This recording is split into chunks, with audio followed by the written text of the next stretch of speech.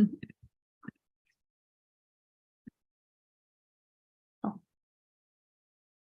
So good evening, everyone who's joining us live tonight, and hello to everyone who's watching the recording with us. We are here tonight with Nicolas Fabian, who's our wonderful speaker for tonight. My name is Gabby, and I'm the events manager here at the Freelancer Club. This session will be recorded for you tonight, so you can stay off camera. If you have any questions, just drop them in the chat on whichever platform you're watching us. And the session will be available free for 1 week after today, from tomorrow, and then it's for the premium members only on the Freelancer Club. So thank you so much for everyone who's on time, and as people will be joining, I'll just be letting them in so Nicolas won't be disturbed. So let me start the recording and let's get going.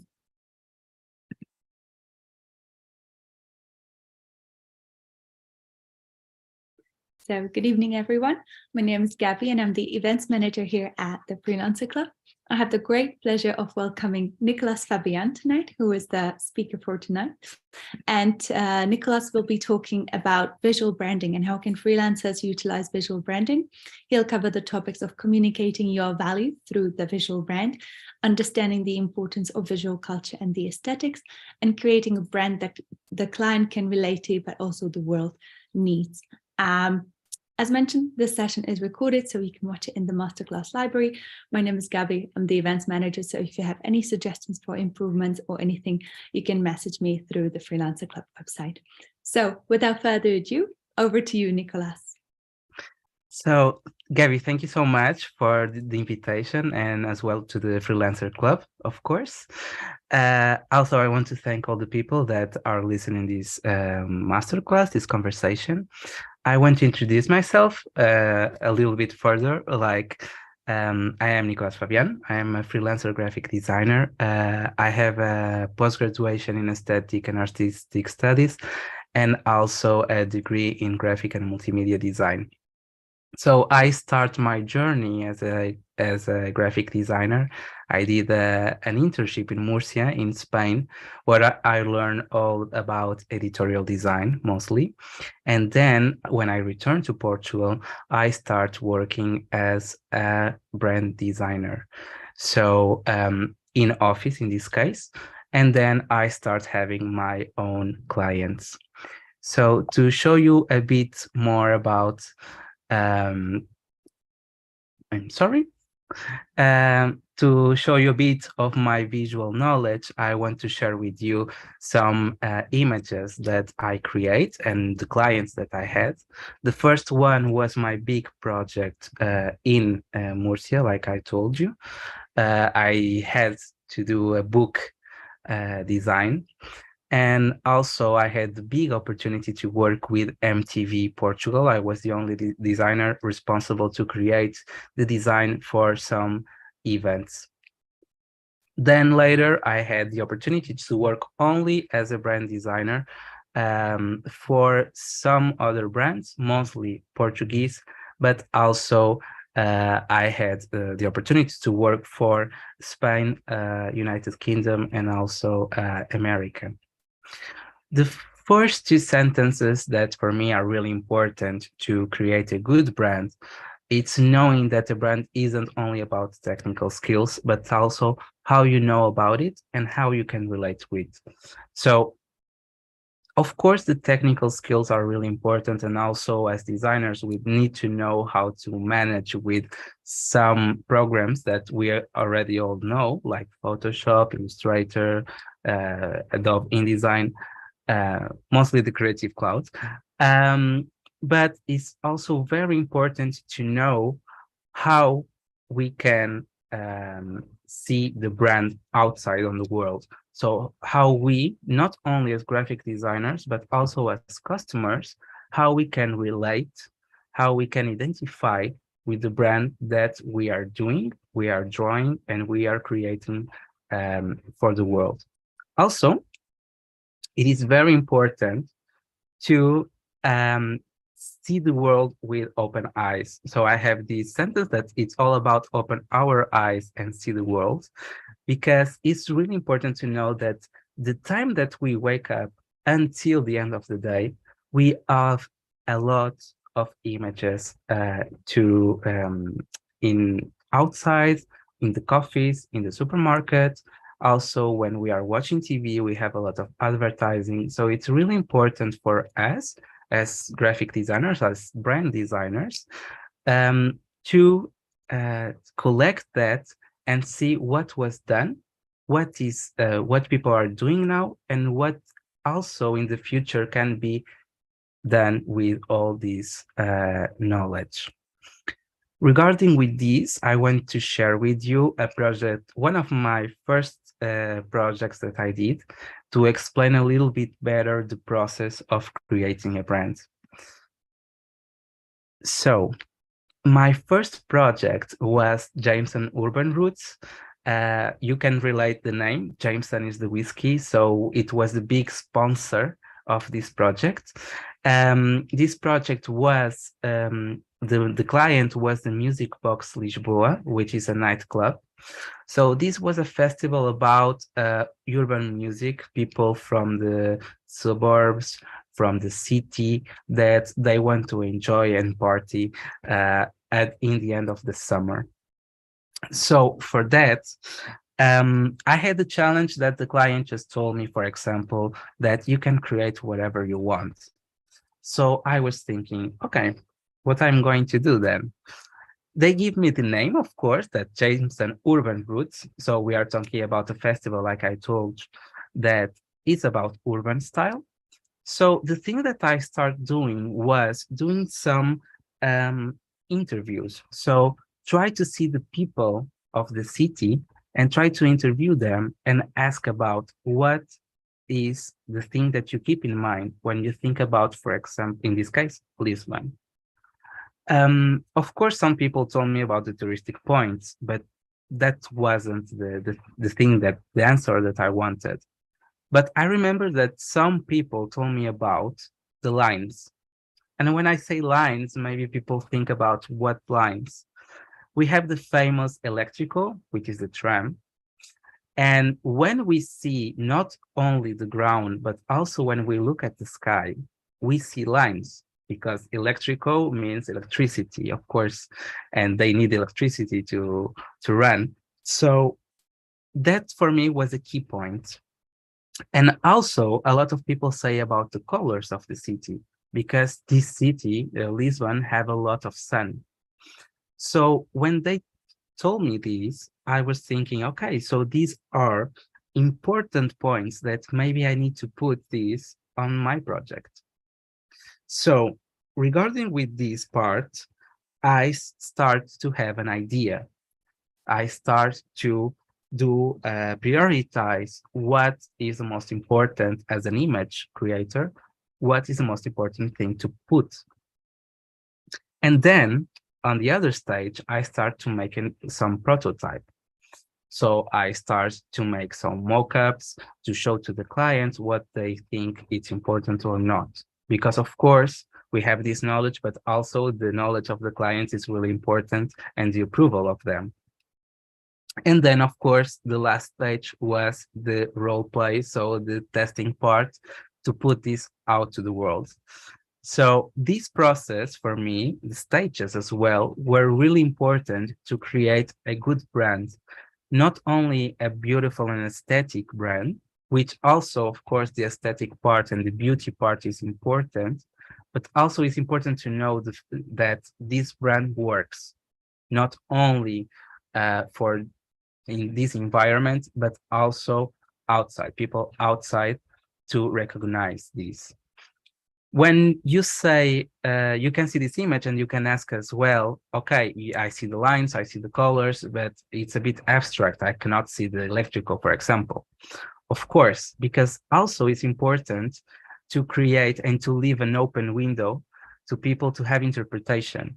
Because in my point of view, and also for my experience, if we give all to the clients or all to the customer, it's all done. So also it's important to give the opportunity to imagine and to think about. So as you can see in the image, this is my final product. It was really good. I was really happy with this project. And also I want to share with you all these process that I did. So the first stage was about the emphatic process. So I had to make the interviews, to seek to understand the project, and then I try to define, of course. When I say when I talk about, the important point was defining what the project was about and what is going to be about. When I define this, I have the opportunity to make the idea. So to create all the idea and the image I can show to the client. And then, of course, the prototype, which means, for example, in the technical way of talking, doing the mockups, presenting to the clients the image, and if they like it or not. And then, of course, the test, which is like the final product, and putting out to see the result of the customer. This is not stage by stage. Of course, this is not a dogma. So we can jump from prototype to the emphatic process, or we can see the prototype and then we try again to define. But these are like the key points of how to create, and to be easy to create for us a good brand, and also the importance of having a visual culture, because this always talks about as well of the seek of a good visual culture and images to create our brands. The other thing that I want to talk is another project, very different from the one I present to you. This is a tequila brand. This was my recent project. Also, I had the opportunity to make from scratch. This means that I had like a white paper. So not only white paper, I will say, because the client already had the name, which was Maquete. I didn't knew what was about Maquete, so I had to see about and to search about. So Maquete is the legend of a princess that fell in love with a person, a normal person from the a worker, I will say, and the king didn't like the idea, so he decided to transform that guy into a beetle. So the princess was so sad about it that she decided to put the beetle on the pocket and put in the beetle some diamonds and gold, so that she can always recognize the beetle as her lover. So this was the Maquette legend. So I was with this legend in my hands and a white paper without anything. So the thing that I always wanted to share to this brand was luxury, because it wasn't a demand of the clients as well, that this is a luxury brand, so it's going to be expensive. It's not going to be a simple product that you can buy every single day. So the thing that I was thinking about was, okay, so I'm trying to understand this, and also how the other brands relate with this type of product. This type of product was tequila drink. So also, we were talking about royalty. So putting these all together, I thought royalty, it's about emblems, how we translate the royalty into image. So we have a lot of emblems during, for example, the medieval ages. All the royal families had the emblem. So I thought it was important to transform the beetle into an emblem and put the crown as royalty. So changing a bit the story of not putting the beetle as only an animal, a poor man that was transformed into an animal, but making the symbol of the royalty. So with this, I came up with this logo, of course, where all the dots you can see inside the emblem are the translation of the diamonds, and of course the crown. With these, I had also the challenge to make the bottle. So when the client told me the logo is fine, now you need to make the bottle, I also had to make again this process of thinking and seeing what is outside in the world. So I had to make a big research on all the stores to see what the brands already are doing, what was done as well. And I came up with the idea of painting all the bottle with the color of the product, the origin of the product, which is agave plant.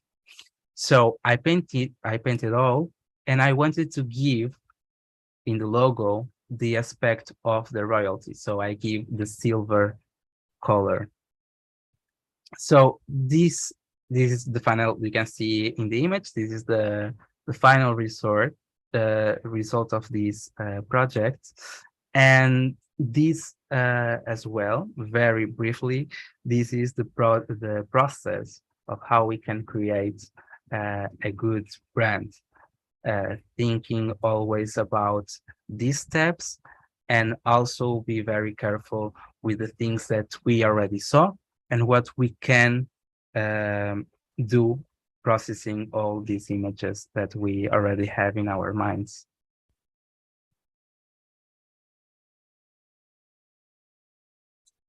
Thank you. Wonderful. Thank you so much, Nicholas, for sharing this. It was really, really insightful. And I might throw a few questions at you in just a second. But before I do that, I'd like to invite our audience on Zoom, YouTube, or LinkedIn to ask about your experience. I would like to invite you to take advantage of having this expert here with us and maybe tell us a bit more about what is it that you do. You can either unmute yourself or write in the chat and ask specifically about you, because Nicholas was talking about the process from going, from scratch, white paper, into creating a beautiful bottle. We have different freelancers here. We have a photographer, makeup artist, we have graphic designers and all that. So maybe they would appreciate knowing how to even start. Where do you get started? Because there's so much out there already that you might get overwhelmed. You've done this research, for example, with all the bottles, right? I'm sure there were thousands. And it's similar with, let's say, graphic designers. That's your area of expertise. So what would you say would be like the first key step, how somebody can get started when they're thinking of their own visual brand for themselves as the brand? I defend a lot that from the beginning of the end of my studies as well, that it's very important for us as designers have a knowledge of history of art. I know that maybe it can be on the side of branding of everything, but I think this is very important. Knowing history of art can really help you not to create a brand from scratch and everything, but it helps you a lot to start having a visual culture, and also it's the basis. From then you can take a lot the knowledge about, for example, technical things about, for example, painting, or even knowing some artists. So I would say knowing history of art can help you a lot in practical things of days and also in challenges, because that will be the beginning of your visual culture.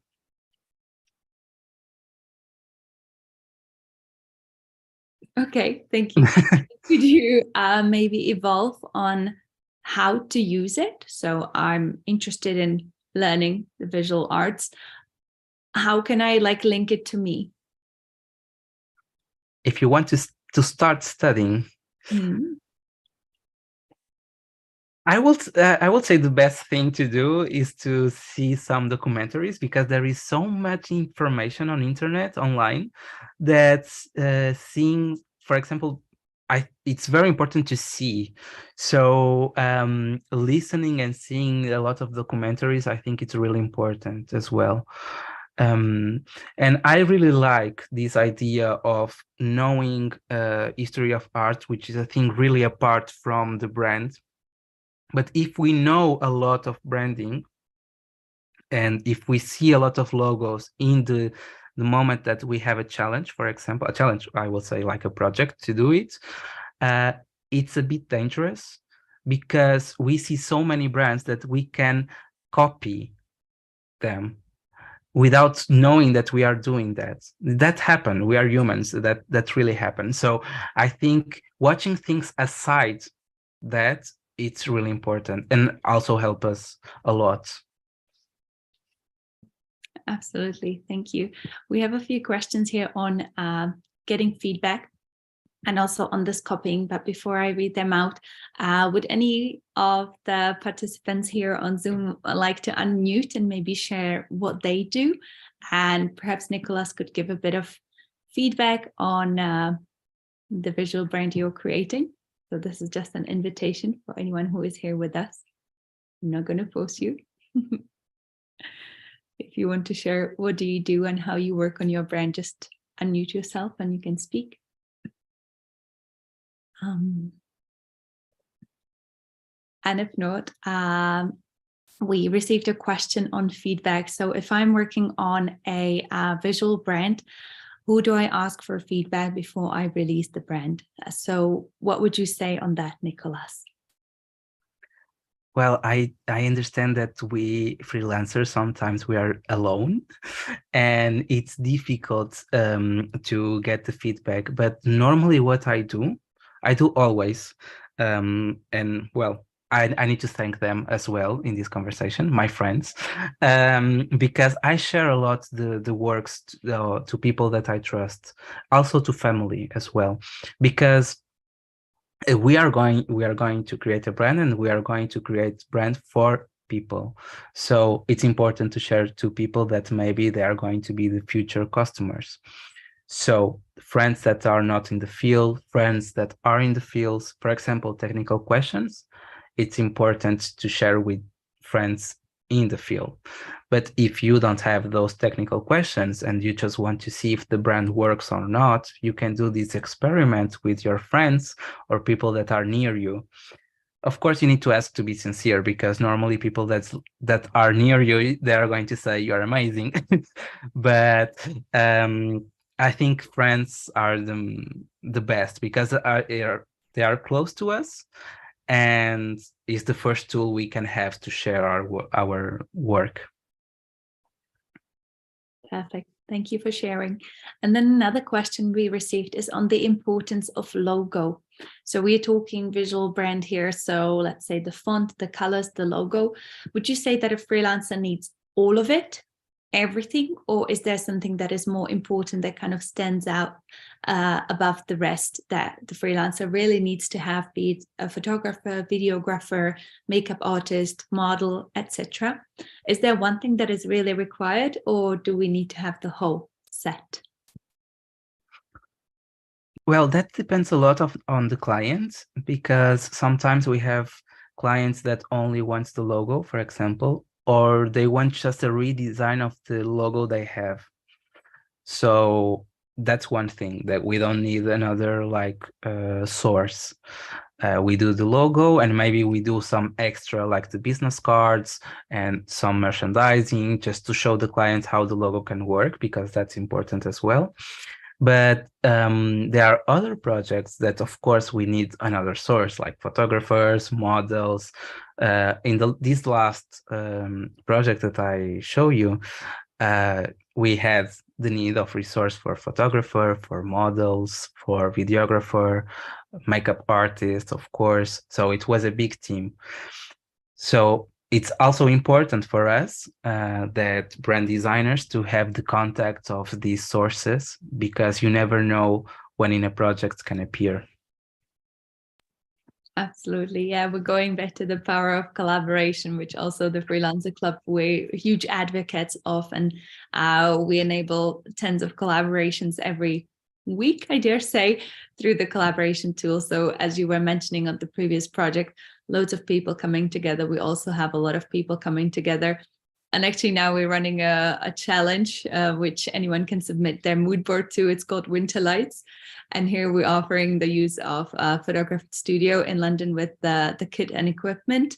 And we, again, help put together the team of photographer, a stylist, makeup artists, and etc. And I'm really looking forward to see what comes out of it. So really, really enthusiastic about collaboration as well.